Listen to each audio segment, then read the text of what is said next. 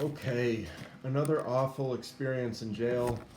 This one's kind of amusing and fun, even though it takes place in a terrible place. I'm in the medical unit in the suicide cell where there's a glass uh, door and you have nothing at all.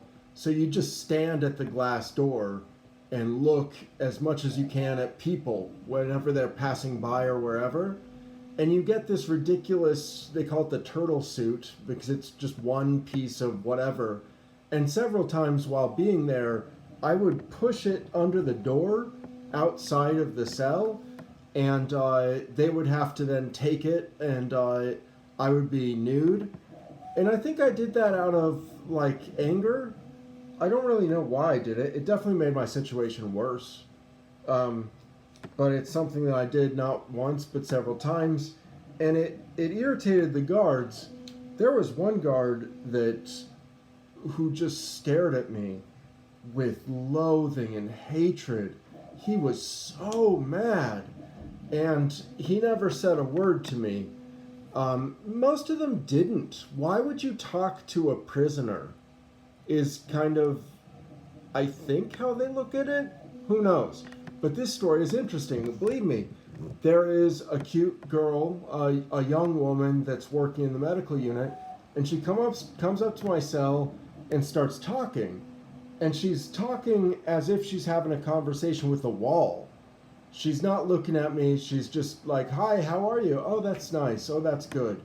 And then I'm there for it, but she's not responding to anything I'm saying.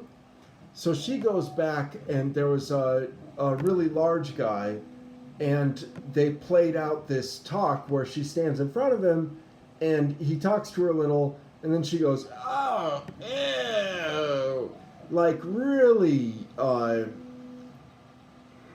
What's the word for that? When it's acting, when it's so on the nose acting, extreme, like Jim Carrey kind of acting. Um, and so that happened, and once they were doing that, I just walked to the other side of the cell, and I knew what they were doing was a parable.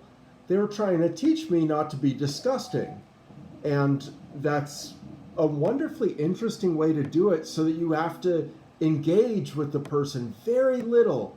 You just have your moral tale, and the tale is this: is like, look, you could have a beautiful woman talk to you in a friendly way and value that conversation, but we are going to gossip about you because you do these terrible, disgusting things. And so that was going on, and I come back to the door, and the guy's talking to another medic, and he's like, "I hate the actors," and so I had to assume again, they're not publishing books about their philosophy. I wish they would. I wish correctional officers and staff at the prisons wrote books about what they feel, not fiction. Please, no more crime fiction. It's killing us.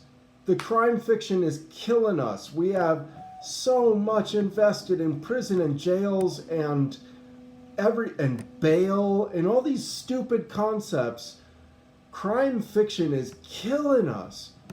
But anyway, so I thought that was cute of them to give me that moral tale about, like, you can't get a woman if you're disgusting, and you'll know about it. She'll know if you're disgusting because we'll talk about it. And also that some people are genuinely suicidal, and some people got caught up with the system. And so that's what he considered me as the actor, whereas they were literally acting out their play to teach me a lesson. I was the actor because I didn't have the look of suicide about me. And it's probably because I didn't always. Sometimes I went to the suicide ward for reasons that, looking back, just seem ridiculous. Why would I torture myself by going to that place just to, like, prove a point or whatever? Like, one of the nurses came to my door, asking about my suicidal ideation because some correctional officer had called her. And I probably wanted her there, or else why would you tell them that you're suicidal unless you want them to come? And believe me, I went to the suicidal ward multiple times. I got to know the guy without ever talking to him, but the guy that runs it, the CO, was like over the years. And like my final time there, I said, hey, do you want to just never see me again? Let's get that done. Send the doctor. And he did. He cooperated and got the doctor on board for getting me out of there, which was nice. And it was honest and good. But then on my way out, I tell him, man, there's shit on the doors of those cells. You've got to clean them. And he's like, instantly, yeah. Like, because it's not news to him, but it's also not a primary concern. And also, it's the prisoner's fault. People with mental problems end up in the suicide ward, and some of them play with their poop in really weird ways. I'm a hypocrite about it. I have played with my poop in really weird ways. It's a problem. It's actually a problem. It's not just, oh, prisoners be prisoners, because they can infect not just each other, but their families, and yes, the correctional officers too. Now that we've got the coronavirus, doesn't it seem like sanitation is like a primary concern? Is that going to be, I don't know. I can't call for reform in the jails without really putting my weight into it, because I feel like I know some ways that the jails could get better and communication could be technologized, and if it was, then there would be a lot better communication between CO and inmate, which is obviously needed on both sides, because these COs were bending over backwards to get me to not show up in that suicide cell.